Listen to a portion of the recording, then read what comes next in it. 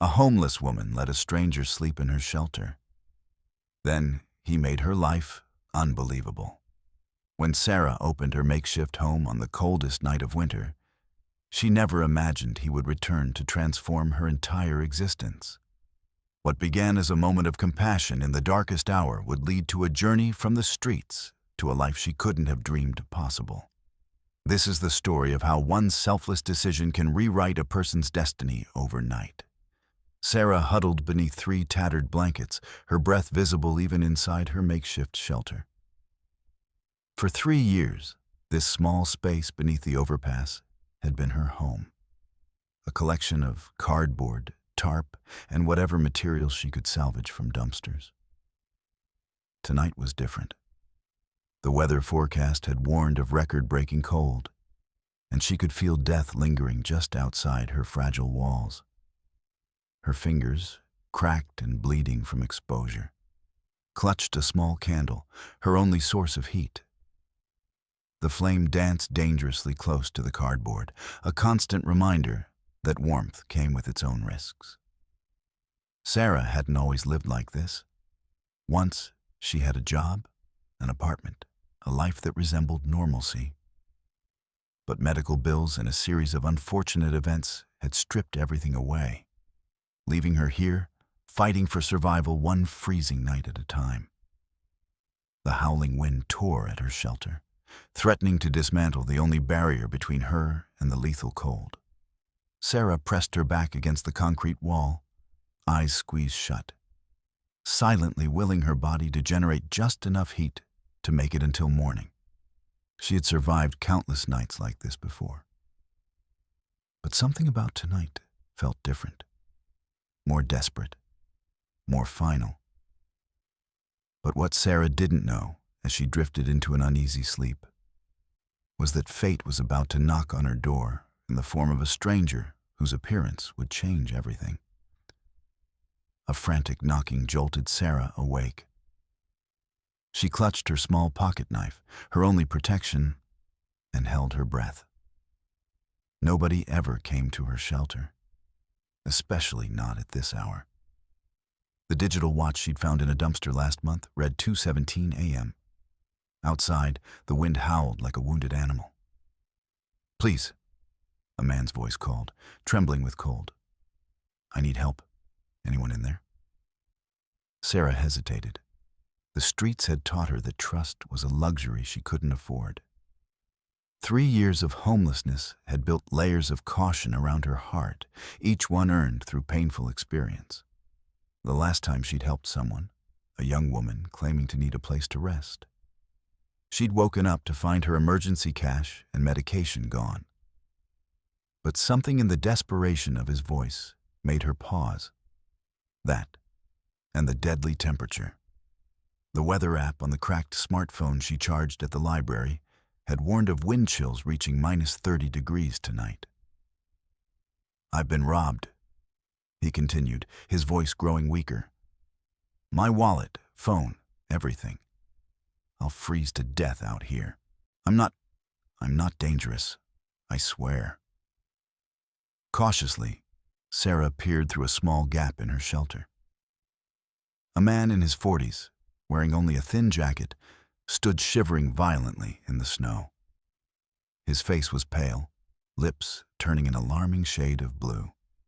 He wore what appeared to be expensive shoes, now soaked through with slush.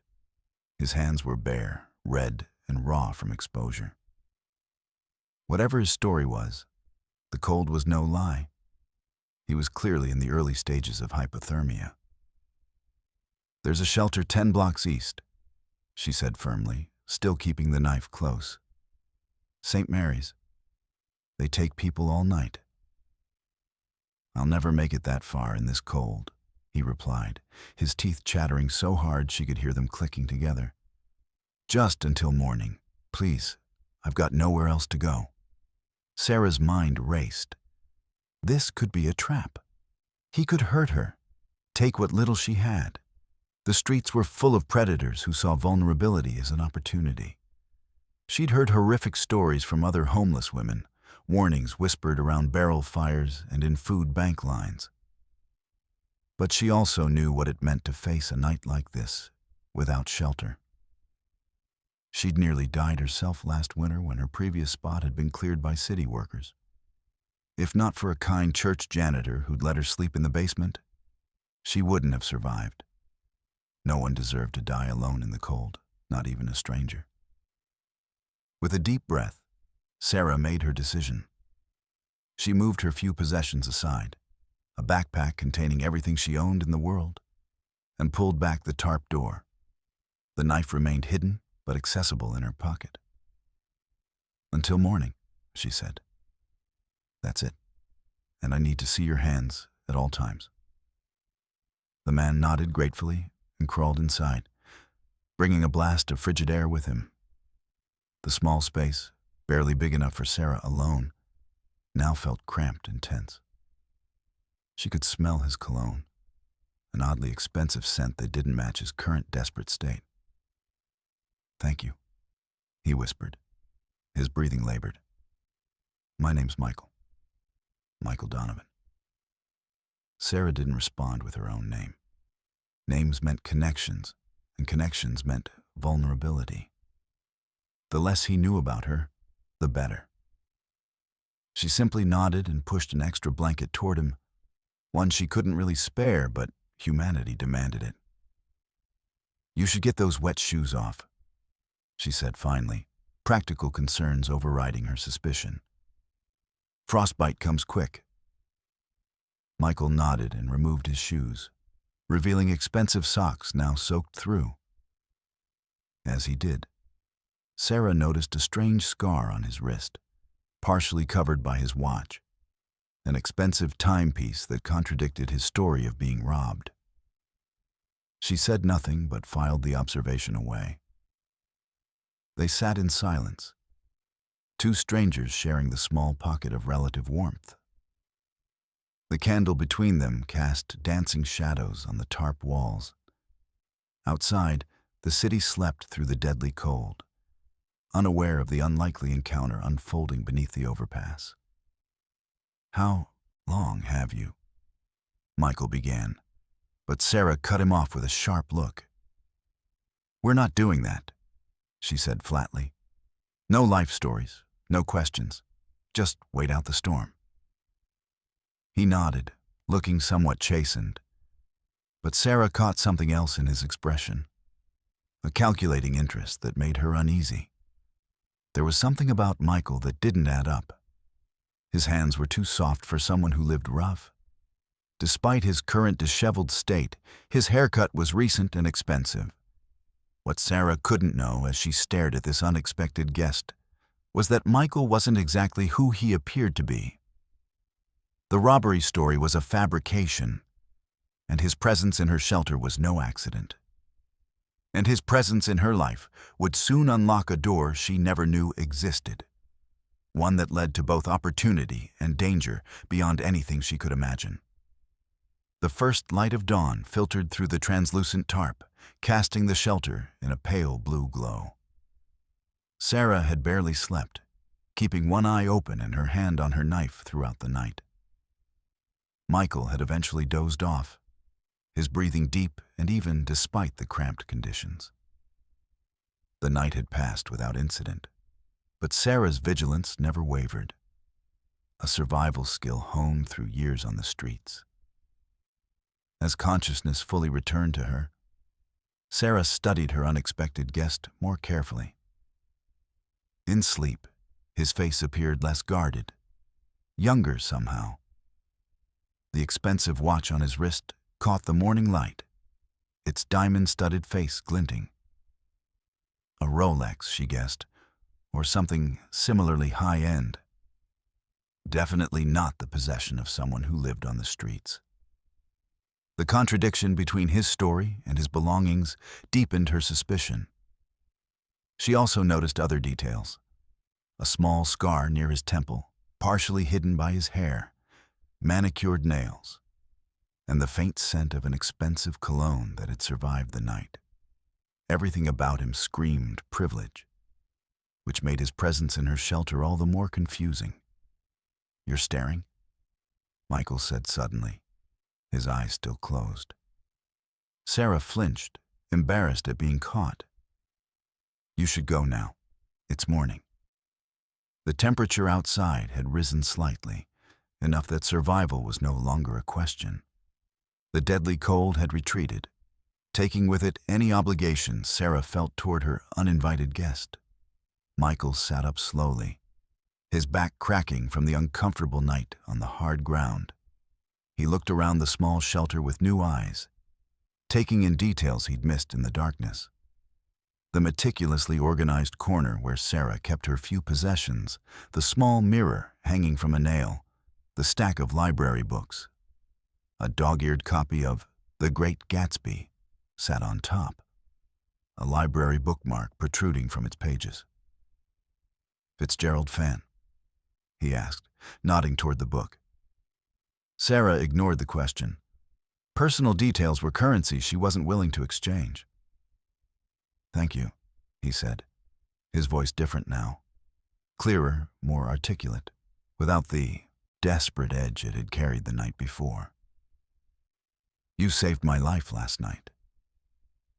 Sarah merely nodded, already busy folding her blankets, a clear signal that his welcome had expired.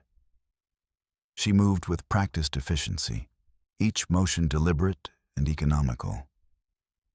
"I wasn't entirely honest with you," Michael said, making no move to leave. Sarah's hand returned to her knife. "I figured as much." "I wasn't robbed," he admitted. "I've been looking for you specifically." The knife was out now, pointed at him with a steady hand. Sarah's posture changed instantly. From wary to defensive, her body coiled like a spring. "Who are you? Cop? Social worker? Whatever you're selling, I'm not interested." Michael raised his hand slowly. "My name is Michael Donovan. I'm a documentary filmmaker." He reached carefully into his inner jacket pocket and produced a business card, which he placed on the ground between them. The card was heavy stock, embossed with a production company logo, Horizon Films, and Michael's name followed by director-producer. It included a downtown office address, email, and phone number. Sarah didn't pick it up or lower her knife. "That doesn't explain why you're looking for me." 3 weeks ago, a young woman named Jessie Taylor was interviewed for my current project, a documentary about invisible communities in urban spaces. She told me about a woman who saved her life during last year's winter storm, a woman who shared her shelter and food when Jessie had nowhere else to go. She described this exact location. Sarah's expression flickered with recognition at Jessie's name. The girl had been barely 18, running from an abusive boyfriend, with nowhere to go during the worst blizzard in a decade. Sarah had found her huddled in a bus shelter, lips blue, barely conscious. She'd practically carried Jessie back to her spot under the overpass. They'd spent 3 days together, waiting out the storm. "Jessie works at a coffee shop now," Michael continued. "She's off the streets. She has an apartment with a roommate. She wanted me to find you, to thank you properly. If that's true, you could have come during daylight," Sarah countered, still suspicious. "Not in the middle of a freezing night with some story about being robbed." Michael had the decency to look embarrassed. "I did come during the day, twice. You weren't here. Last night." He hesitated. "Last night was partly genuine. I was filming nearby when the storm got worse. My crew had already left with the car. I remembered this location and thought I might find shelter here until I could get a ride share. The cold was very real, even if the robbery wasn't." Sarah's eyes narrowed. "So you lied to manipulate your way in here?" "I was desperate," Michael admitted. "And yes, I took advantage of the situation. But I didn't lie about needing shelter. That storm was deadly." Sarah slowly lowered her knife, but didn't put it away. Something about his story rang true. but years on the street had taught her that partial truths were more dangerous than outright lies. "How's Jessie doing, really?" she asked, a hint of genuine concern breaking through her defensive exterior. Michael smiled slightly, sensing an opening. "Good. Really good, actually. She's taking classes at the community college, culinary arts. Said she wants to be a chef someday." A ghost of a smile crossed Sarah's face before quickly disappearing. She always talked about cooking. Even when we were sharing a can of cold beans, she'd describe how she would prepare it if she had a kitchen. A moment of silence passed between them, filled with the ambient sounds of the city waking up. Distant traffic growing steadily louder, birds calling from nearby trees, the rumble of the first bus of the morning. "What do you want from me?" she asked bluntly, returning to the matter at hand. Michael met her gaze directly. "I want to tell your story, not just as someone experiencing homelessness, but as someone who maintains their humanity and compassion despite everything. Jessie called you her guardian angel. I'd like the world to see what she saw." Sarah laughed bitterly. "I'm no angel, and my story isn't for public consumption." "It could help others," Michael pressed gently. "There's so much misunderstanding about homelessness. People think they know what it's like, but they don't. They don't see the community, the resilience, the everyday acts of kindness that happen out here." He paused, watching her reaction carefully before continuing. "And?" He hesitated before continuing. "There would be compensation, fair payment for your time and perspective." The word payment hung in the air between them. Sarah hadn't held legitimate money in months. Only the spare change from panhandling and the occasional 20 slipped to her by a kind stranger. Her last attempt at finding work had ended humiliatingly when the manager realized she had no fixed address. "How much?" she asked, hating how quickly her resistance crumbled at the mention of money. $5,000, Michael said without hesitation, plus meals during filming days and a hotel room for the duration of the project. Sarah's knife clattered to the ground. $5,000.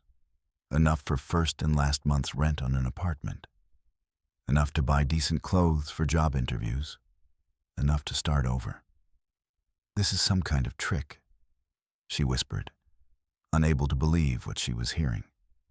Michael shook his head. "No trick. Just business. Your perspective is valuable, and I pay for value." He reached into his pocket again and pulled out a folded document. "This is a standard contract. Take it to any legal aid clinic if you want it reviewed. My cell number is on the back. Call me when you decide." Sarah stared at the contract, her mind racing. Why me? There are thousands of homeless people in this city with stories. What makes mine special? Michael considered his words carefully. Authenticity. Jessie described how you maintain a sense of dignity even in impossible circumstances. How you've created a life with rules and routines and purpose, despite having almost nothing. That's compelling. That's the story I want to tell. What he didn't say was that his research had gone much deeper than conversations with Jessie. He didn't mention the hours spent in newspaper archives, looking at articles from 3 years ago. He didn't reveal that he knew exactly who Sarah had been before she disappeared from her former life. He placed the contract next to his business card and stood up, ducking to avoid the low ceiling of the shelter. I should go. But Sarah... He paused, using her name for the first time, though she'd never offered it. This could be a beginning. Think about it. Sarah's head snapped up. How do you know my name? Michael hesitated, caught in his slip. Jessie told me. She said your name is Sarah Winters. Sarah's expression hardened. That wasn't entirely true. She had told Jessie her first name only, never her last. The realization that Michael knew more than he was admitting sent a chill through her that had nothing to do with the morning cold. "I think you should leave now," she said, her voice steady despite her racing heart.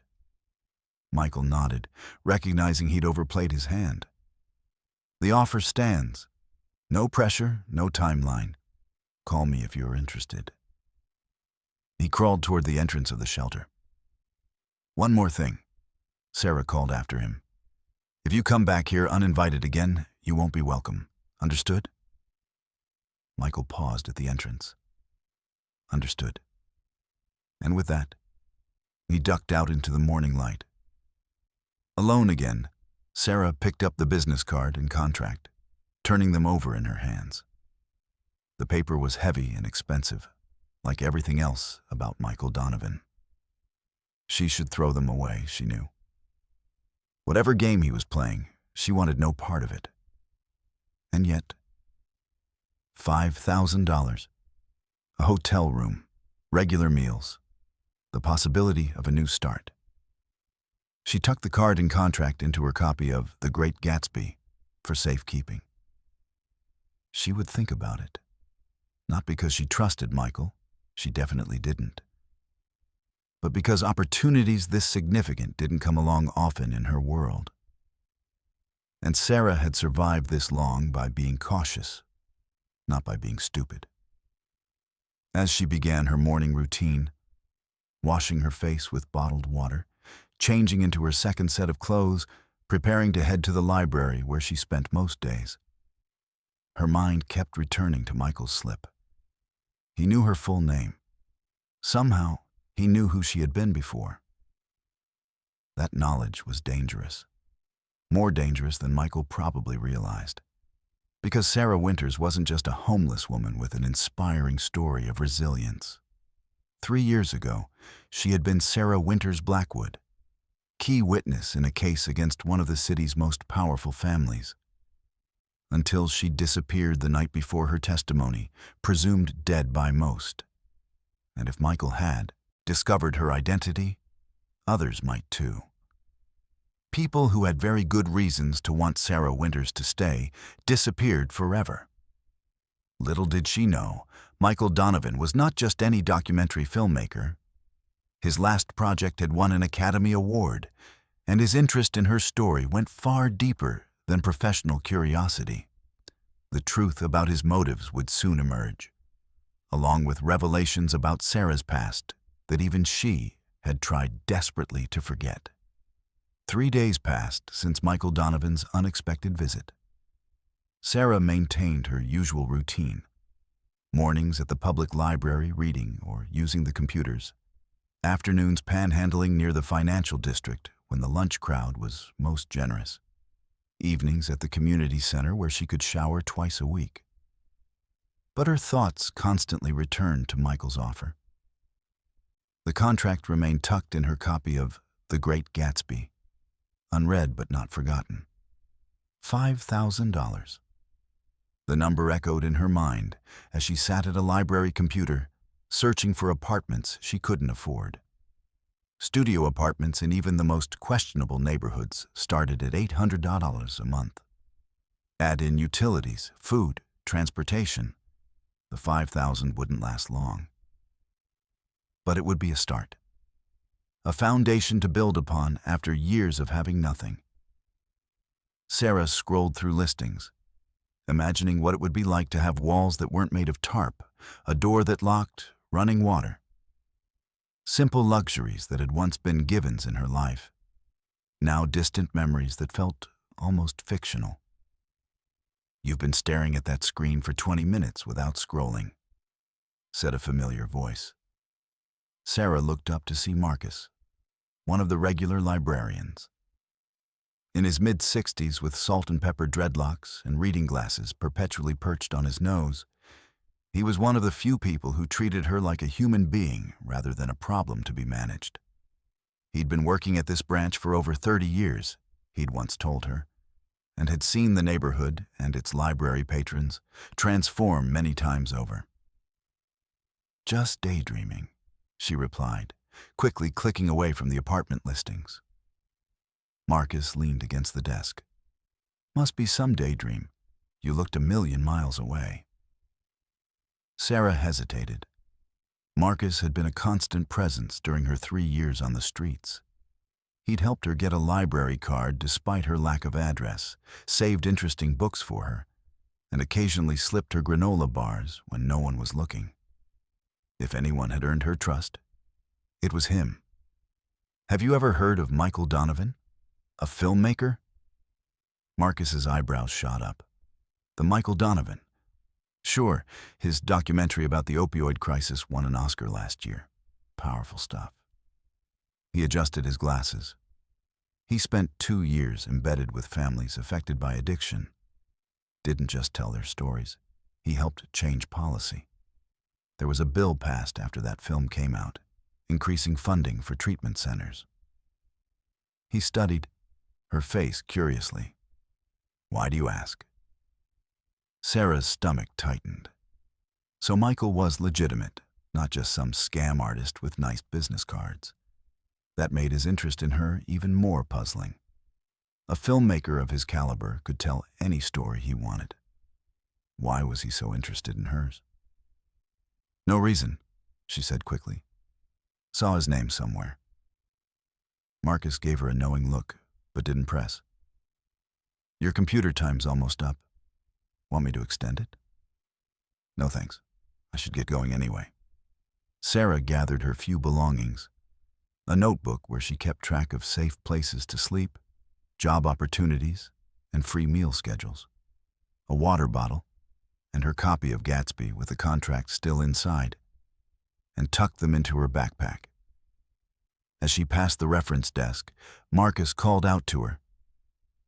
"Sarah, whatever opportunities come your way, just remember, you're smarter than most people give you credit for. Trust your instincts." She nodded, touched by his perception and concern. Outside, the October air had a bite to it, reminding her that winter wasn't far off. Another winter on the streets? The thought made her shiver more than the cold. Last winter had been brutal. 2 people she knew hadn't survived. An older man named Pete, who'd refused to go to shelters because they wouldn't take his dog, and a young woman barely out of her teens who developed pneumonia and waited too long to seek help. Sarah had attended the community memorial service for both, standing in the back of a church that opened its doors once a month to honor those lost to the streets. She'd promised herself then that she wouldn't become another name on their list. Instead of heading to her usual panhandling spot, Sarah found herself walking toward a small legal aid clinic she'd visited once before, when she needed help with a citation for urban camping. The waiting room was nearly empty, a stroke of luck.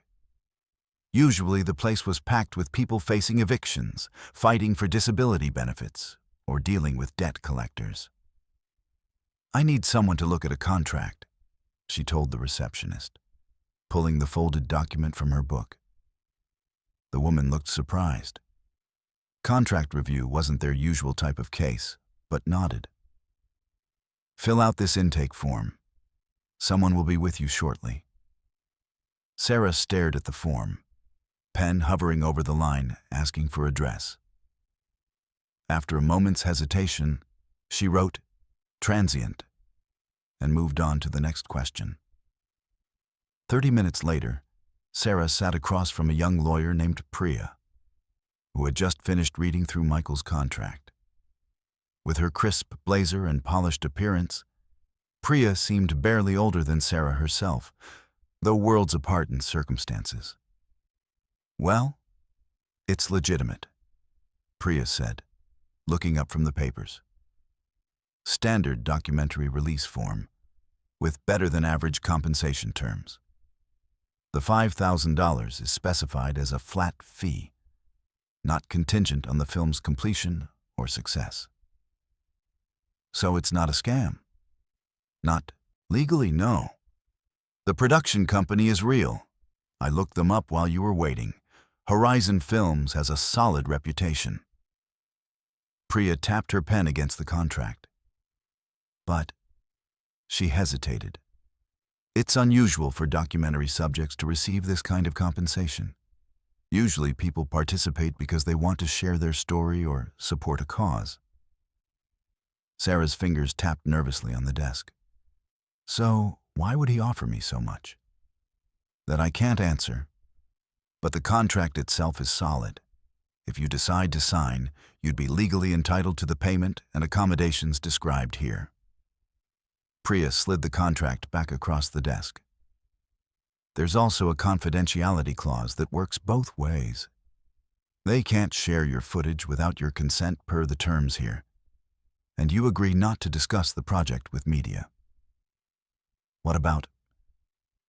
Sarah hesitated, unsure how to phrase her concern without revealing too much. What if there are safety issues? Personal safety? Priya's expression grew more serious. The contract doesn't address that specifically. Are you concerned about something in particular? Sarah chose her words carefully. My situation is complicated. There are people who wouldn't want me to become visible again. Understanding dawned in Priya's eyes. Are you in hiding from someone? Because if you're concerned about domestic violence, it's not that, Sarah interrupted. At least, not exactly. It's more complicated. Priya studied her for a moment, then pulled out a notepad. This contract doesn't offer you any protection in that regard. But we could draft an addendum. She began writing. Something that gives you approval over your portrayal, requires the production company to take reasonable measures to protect your identity if requested, and allows you to withdraw consent if safety concerns arise. Sarah watched as Priya sketched out additional terms. It was strange to have someone take her concerns seriously, to have a professional using their expertise on her behalf. For years, she'd been accustomed to being dismissed, ignored, or treated with suspicion. Would they agree to this? Sarah asked when Priya finished. If they're legitimate and their interest in you is genuine, they should. No reputable filmmaker would want to put a subject at risk. Priya handed her the notepad. Just be sure you understand what you're agreeing to. Even with these protections, your story, once told, won't belong to just you anymore. Those words stayed with Sarah as she made her way back to her shelter that evening. Her story. What exactly did Michael think her story was? And how much did he really know about her past?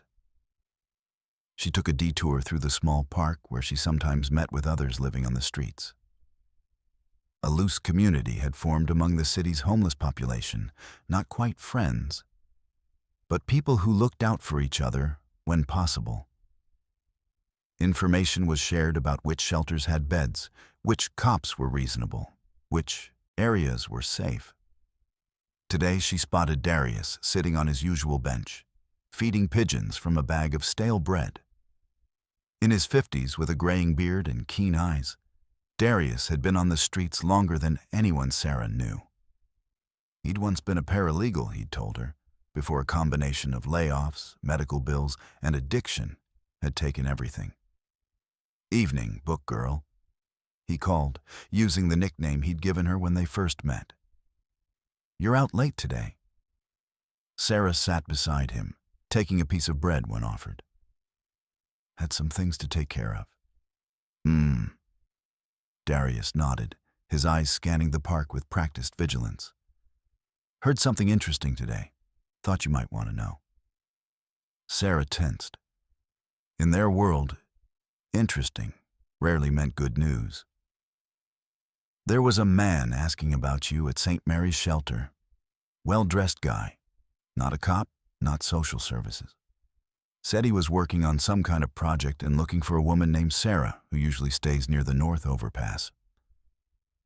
Her heart rate quickened. What did he look like? Tall, dark hair going gray at the temples, expensive watch, had a kind of ID card on a lanyard. Didn't catch the name. Not Michael, then. The description didn't match, which meant someone else was looking for her. Did anyone tell him anything? Darius shook his head. Not that I saw. You know how it is. Nobody gives up information on anybody else out here. But thought you should know someone's asking. Thanks, Darius. Sarah stood, suddenly anxious to get back to her shelter, to make sure everything was as she'd left it. Be careful, book girl, Darius called after her. Don't like the feel of this. Man didn't look like trouble, but the best predators never do. As twilight descended, Sarah approached her spot under the overpass cautiously, as she always did. But tonight, something was different. A small package sat at the entrance to her shelter, wrapped in brown paper with her name written on it. Sarah froze. No one was supposed to know where she lived. She scanned the area, looking for anyone watching, but saw only the usual evening traffic on the distant road. The concrete pillars and shadows offered dozens of hiding places, but her trained eye detected no movement, no sign of surveillance. After circling the area twice to ensure she wasn't being observed, Sarah approached the package. It was small, about the size of a paperback book. No postage, no return address, just her first name in neat handwriting. Using her knife, she carefully cut the tape without touching the package directly. Inside was a prepaid cell phone, already activated, with a single number programmed into it. Below the phone was a note. When you're ready to talk, MD. Sarah's first instinct was to throw everything into the nearby drainage ditch.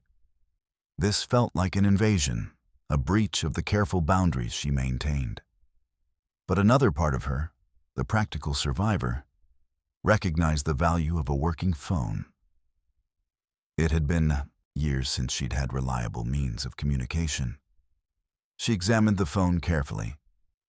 It was a basic model, nothing fancy, but new and fully charged. No tracking apps that she could see, though she wasn't tech-savvy enough to be certain. The fact that Michael knew exactly where she stayed disturbed her deeply. Had he followed her? Had someone told him? Or had he simply watched from a distance, waiting for the right moment to approach? She tucked the phone into her pocket without turning it on. She wasn't ready to make that call yet. But for the first time in days, she felt the pull of possibility rather than just suspicion. Entering her shelter, Sarah immediately noticed that something was off. Nothing was missing or obviously disturbed, but there was a feeling, a sense that someone had been there. The air felt different somehow. Her instincts, honed by years of vigilance, were screaming that her space had been violated. Methodically, she checked her few possessions. Everything seemed to be in place. But when she reached for her spare clothes, folded neatly in the corner, she noticed they weren't arranged exactly as she'd left them.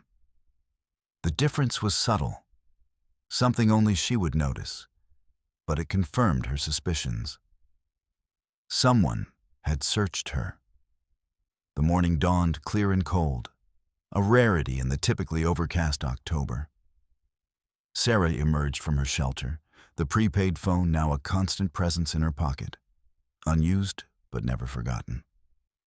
A week had passed since Michael's package had appeared, and still she hadn't called. Each day she convinced herself she would make a decision, and each night she found another reason to delay. Today, however, felt different. Perhaps it was the unusually bright sky or the fact that her food supplies had dwindled to almost nothing. Whatever the reason, Sarah felt a restlessness that propelled her through her morning routine with unusual haste. After washing up at a public restroom near the park, Sarah headed toward the downtown core. Wednesdays were good for panhandling, The midweek slump often made office workers more generous, as if sharing their cash might alleviate their own discontent. She had a preferred spot near the entrance to Preston Tower, where the financial district met the arts quarter. A convergence of money and empathy that usually served her well. As she approached her usual corner, Sarah noticed something odd. A sleek, black SUV was parked across the street, its windows tinted beyond what was probably legal. It hadn't been there yesterday, and something about its presence made the hair on the back of her neck stand up.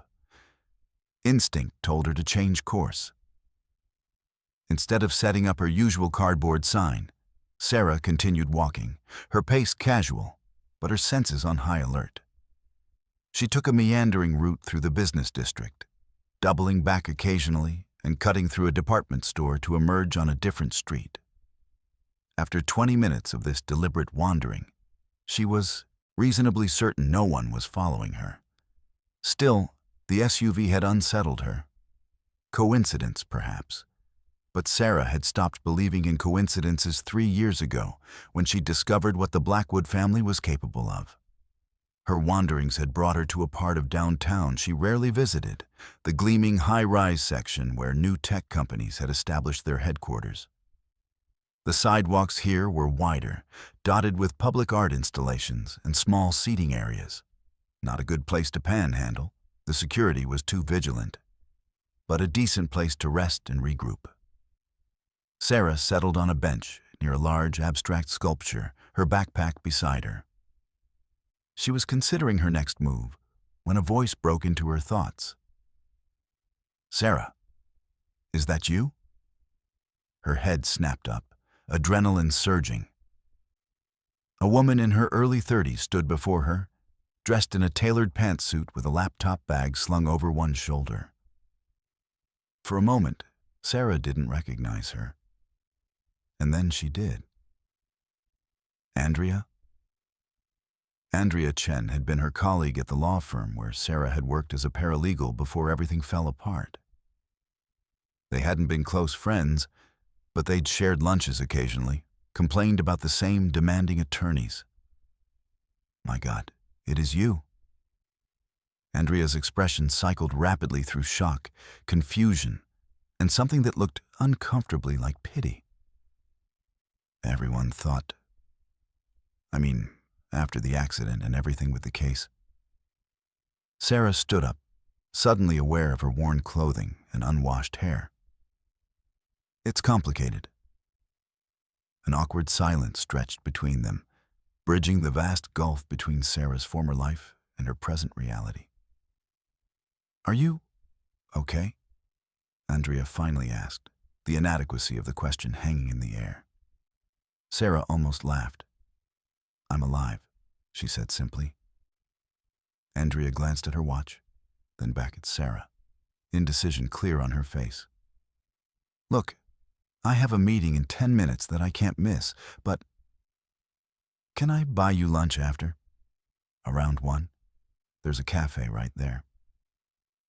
She pointed to a small eatery across the plaza. Sarah's first instinct was to refuse. Connections to her past life were dangerous. But something about this random encounter felt significant, as if the universe were nudging her toward a decision she'd been avoiding. "Okay," she heard herself say. 1 o'clock. Andrea looked relieved. "Great. I'll see you then." She hesitated, then hurried off toward one of the glass towers, looking back once with an expression Sarah couldn't quite interpret. Alone again, Sarah considered simply leaving. It would be safer, smarter. But the thought of a proper meal, one she didn't have to scrounge for, was too tempting. And perhaps Andrea might have information, news about the Blackwoods, that could help Sarah assess her current risk. The next few hours passed slowly. Sarah found a public restroom where she did her best to make herself presentable, washing her face and combing her hair with her fingers. Her clothes were clean by her standards. She'd washed them in a sink 2 days ago, but they were visibly worn, the kind of garments that immediately identified her social status. At precisely 1 o'clock, Sarah entered the cafe. It was modern and minimalist, with concrete floors and exposed ductwork, the kind of place that served avocado toast for $15. She spotted Andrea at a corner table, already waiting. "I wasn't sure you'd come," Andrea said as Sarah slid into the seat across from her. "I wasn't sure either," Sarah admitted. A server approached, and Andrea ordered for both of them without consulting Sarah 2 harvest grain bowls and sparkling waters. Under different circumstances, Sarah might have been annoyed at the presumption. But today she was simply grateful to avoid studying a menu where every price would remind her how far she'd fallen.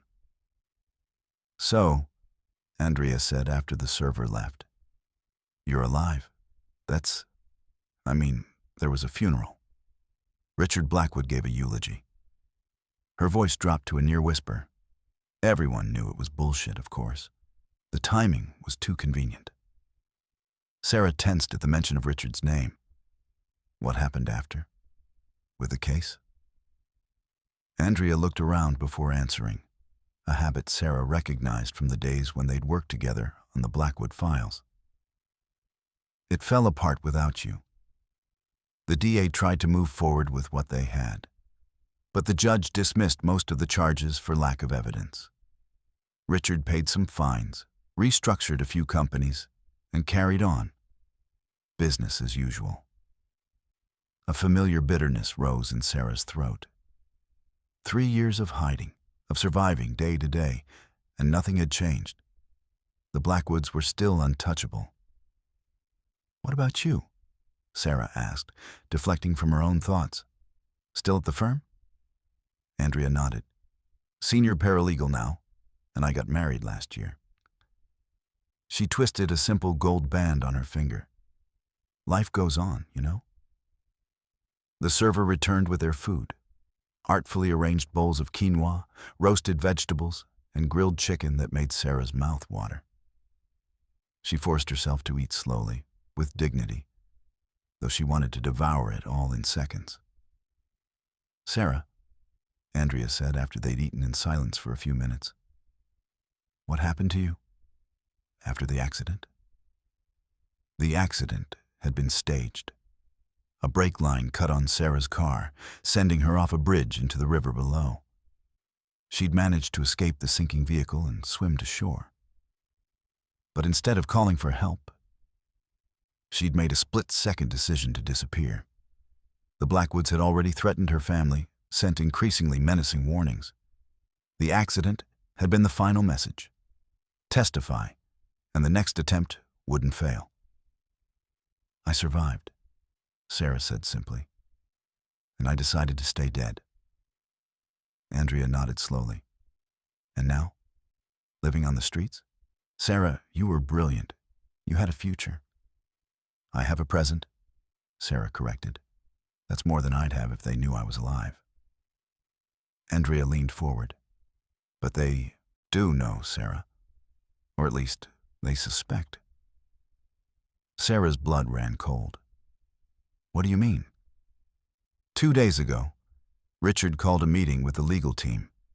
He wanted all the old files related to your case pulled from archives. And he mentioned your name, not as someone who was dead, but as a potential loose end that needed resolution. His words, not mine. The quinoa turned to ash in Sarah's mouth. "You're sure?" Andrea nodded grimly. "I've worked there long enough to recognize when Richard is on a hunt. Something's triggered his interest in you again." Sarah's mind raced. The only change in her routine had been Michael Donovan and his documentary offer. Had his research somehow alerted the Blackwoods?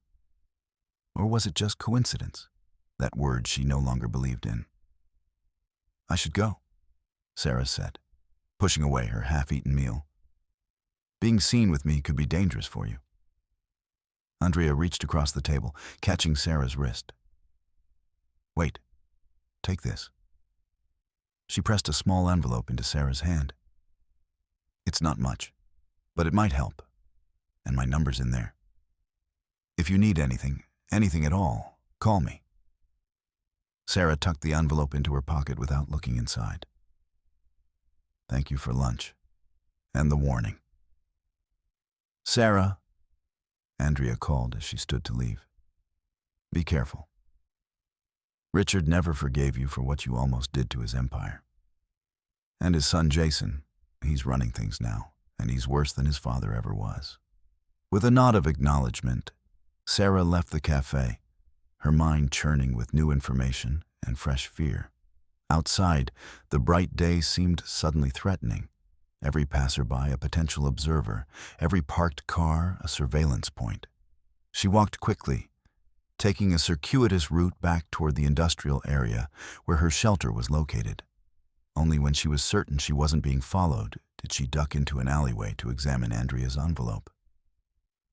Inside were 5 crisp $100 bills and a business card with Andrea's personal number written on the back. $500. More money than Sarah had held at one time since her disappearance. As she stared at the cash, a realization crystallized in her mind. She couldn't keep living like this. Not if the Blackwoods were looking for her again. She needed resources, connections, some form of protection. She needed to call Michael Donovan. With trembling fingers, Sarah pulled out the prepaid phone and powered it on. The single programmed number glowed on the screen. Before she could reconsider, she pressed call and held the phone to her ear. It rang only once before Michael answered, as if he'd been waiting by his phone for days. Perhaps he had been. "Sarah," he said, his voice betraying no surprise. "I was beginning to think you'd thrown the phone away." "We need to talk," she said, her voice steadier than she felt. "Today. And I need to know exactly what you know about me and who else you've told." There was a brief pause before Michael responded. "I can meet you in an hour. There's a coffee shop called The Grind on 8th Street. It's public but quiet." "I know it," Sarah said. The Grind was a shabby place, frequented by students and the occasional homeless person seeking refuge from the weather. The staff didn't hassle non-paying customers too much. Sarah had spent rainy afternoons there herself. 1 hour, she confirmed, and ended the call. As she made her way toward 8th Street, Sarah felt a strange sense of inevitability. Whatever path she'd been on for the past 3 years was about to change course dramatically. Whether that change would lead to salvation or destruction remained to be seen. What she couldn't know was that the black SUV she'd noticed earlier was now circling the blocks near The Grind, its driver receiving updated coordinates from a tracking device that had been activated in the prepaid phone the moment she turned it on. Inside the vehicle, a man with cold eyes and a surgical scar along his jawline studied a photograph of Sarah, memorizing the face of his target. The game had changed, and Sarah was now playing for stakes higher than $5,000. She was playing for her life, again. The Grind was exactly as Sarah remembered it. Mismatched furniture, the persistent scent of burnt coffee, and clientele who minded their own business. Perfect for conversations that shouldn't be overheard. She arrived 20 minutes early, selecting a corner table with a clear view of both the entrance and the back exit. Old habits. Sarah ordered a small coffee to justify her presence, paying with one of Andrea's $100 bills. The barista raised an eyebrow at the large denomination, but made change without comment. With the warm cup between her hands, Sarah waited, rehearsing questions and demands in her mind. Michael Donovan arrived precisely on time. He looked different in daylight, more polished in dark jeans and a charcoal blazer, his salt and pepper hair neatly styled. He carried a leather messenger bag and moved with the confident ease of someone accustomed to being noticed. Several patrons glanced up as he entered, recognition flickering across their faces. He spotted Sarah immediately, as if he'd known exactly where to look. Without hesitation, he approached her table and sat down across from her. "Thank you for calling," he said simply. Sarah studied him, searching for signs of deception. "I'm not here because I've decided to accept your offer. I'm here because I need to understand exactly what you're playing at." Michael nodded, unsurprised by her directness. "Fair enough. What do you want to know?" "Start with how you found me, and don't say it was through Jesse." A flicker of something, respect perhaps, crossed Michael's face. "Not entirely, no. Jessie was the starting point. She mentioned helping a homeless woman who'd saved her during last year's storm. The description was vague, but it gave me a location to begin searching." "And then?" Michael hesitated, weighing his words. "I'm a documentary filmmaker, Sarah. Research is what I do. I spent weeks in this area, talking to people, showing your description. Most homeless individuals are more visible than they realize. Store owners recognize them. Other street people know their territories and habits." It made sense, but Sarah sensed he was still holding back. "That might explain how you found where I stay. It doesn't explain how you knew my full name." Michael's expression shifted subtly. He reached into his messenger bag and withdrew a slim file folder, placing it on the table between them. "You should see this," he said quietly. With cautious fingers, Sarah opened the folder. Inside was a collection of newspaper clippings, printouts of online articles, and several photographs. Her breath caught as she recognized herself in the images. A younger, healthier version with styled hair and professional clothing. The headlines told fragments of a story she'd lived. Blackwood Enterprises under investigation for fraud. Key witness in Blackwood case presumed dead. Charges reduced in Blackwood financial scandal. "You've been researching me," she said flatly, closing the folder. "Why?" Michael leaned forward, his voice low and intent. "Because 3 years ago, you were about to bring down one of the most corrupt corporate empires in this city. Because your accident was too convenient. Because the story didn't end, it was interrupted." Sarah felt exposed, vulnerable in a way she hadn't in years. "So what? You want to pick up where the prosecutors left off? Make some award-winning expose about corporate crime? I'm not your ticket to another Oscar, Michael." "This isn't about awards," Michael replied, an edge entering his voice. "This is about justice, about truth." "Truth?" Sarah gave a bitter laugh. "The truth is that the Blackwoods tried to kill me once, and they'll do it again if they find me. In fact," she leaned closer, "I have reason to believe they're already looking." This information seemed to genuinely surprise Michael. "What do you mean? How do you know?" Sarah briefly explained her encounter with Andrea, watching Michael's expression grow increasingly troubled. "If they're actively searching for you, we need to move quickly," he said when she finished. "My offer stands, but with an amendment. Instead of filming here, we can relocate. I have connections in Vancouver. We could fly out tomorrow, get you set up somewhere safe while we work on the documentary." "Vancouver? You think the Blackwoods can't reach into Canada?" Sarah shook her head. "You don't understand what you're dealing with."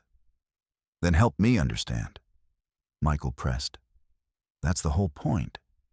Your story needs to be told, Sarah, not just the part about surviving on the streets, but what drove you here in the first place.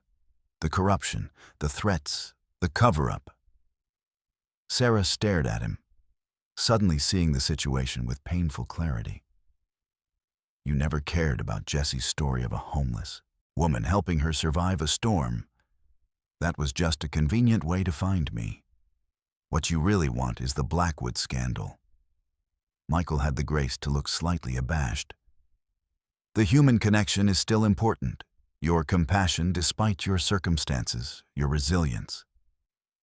But yes, the Blackwood element is what makes this story unique. Powerful.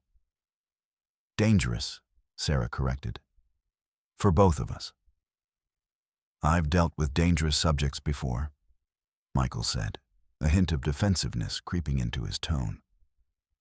"My documentary on the opioid crisis resulted in death threats from pharmaceutical executives. The piece I did on political corruption in Chicago led to my researcher's car being vandalized. I understand risk." "Not like this," Sarah insisted. "The Blackwoods don't send threats, Michael. They act. They have people who make problems disappear permanently." As if to punctuate her warning, the bell above the coffee shop door jingled. Sarah's gaze flicked automatically toward the sound. A man entered, tall, broad-shouldered, wearing a dark suit that couldn't quite disguise his athletic build. Nothing about him overtly screamed threat, but something in his methodical scan of the room set off alarm bells in Sarah's mind. "We need to go," she said quietly, sliding the folder back to Michael. "Now, through the back." To his credit, Michael didn't question her sudden urgency.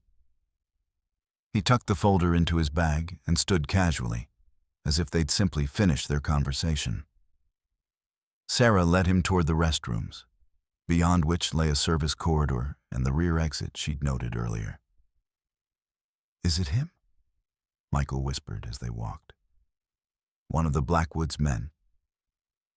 "I don't know for certain," Sarah replied. "But I don't believe in coincidences anymore." They slipped through the service corridor unnoticed and emerged into an alley behind the coffee shop.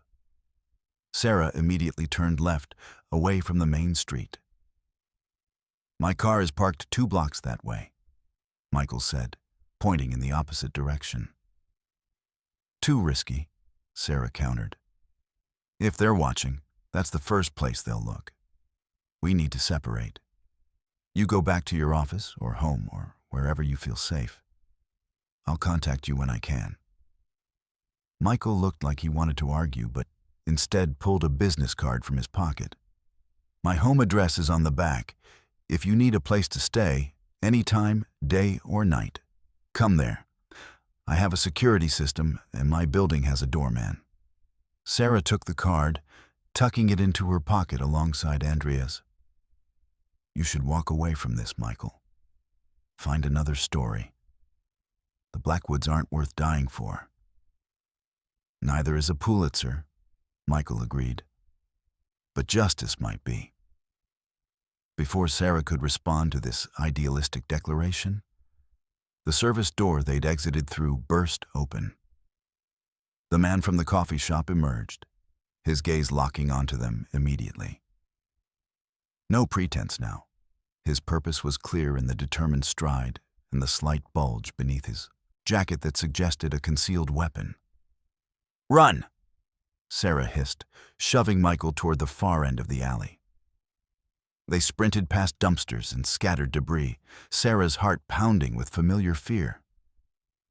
Behind them, their pursuer followed at a measured pace, not running, but advancing steadily, like a predator confident in eventually catching its prey. At the end of the alley, they faced a choice of directions.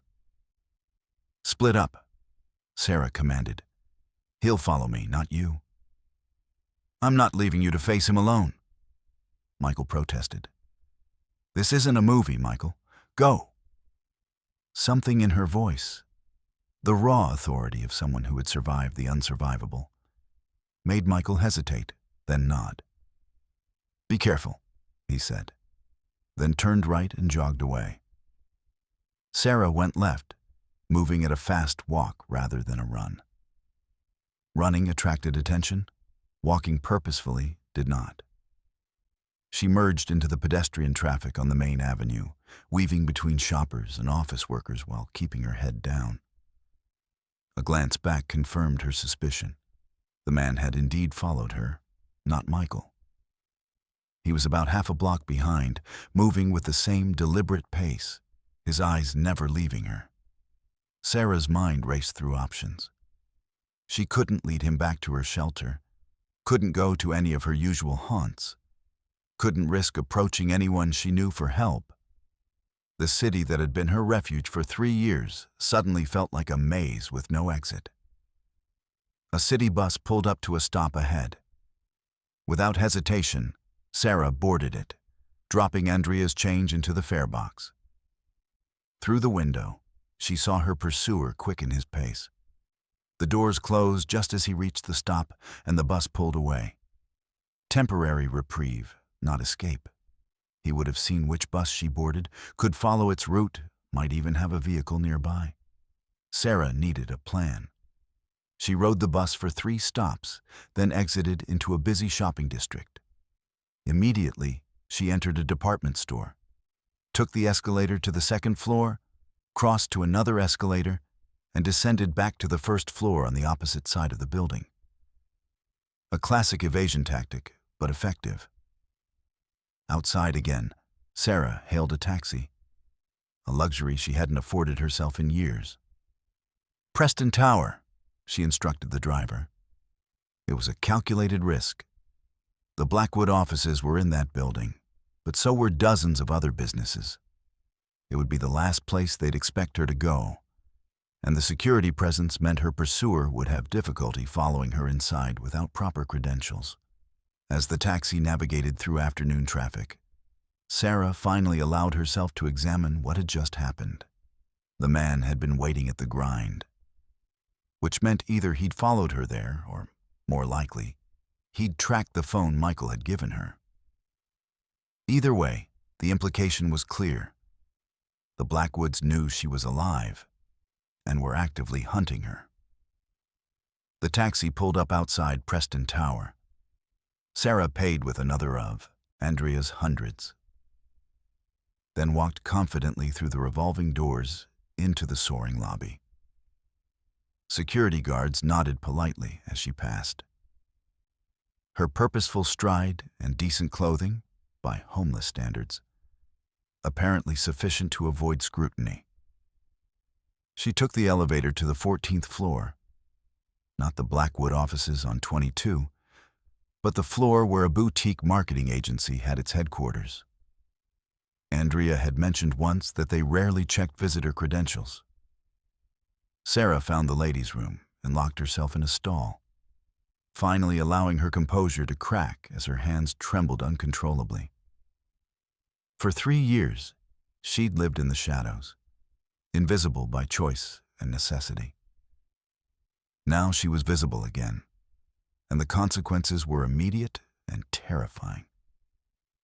Whatever normal life she'd cobbled together was gone now. She couldn't return to her shelter, couldn't risk her usual routines. Sarah pulled out the 2 business cards she'd received that day. Andrea's might be compromised if the Blackwoods were monitoring their employees. That left Michael's. Despite his ulterior motives, he'd seemed genuinely concerned for her safety, and he had resources she desperately needed: money, connections, security. Making her decision, Sarah left the restroom and took the elevator back to the lobby. She exited through a side door, scanning the street for any sign of the man who'd pursued her. Seeing nothing suspicious, she hailed another taxi.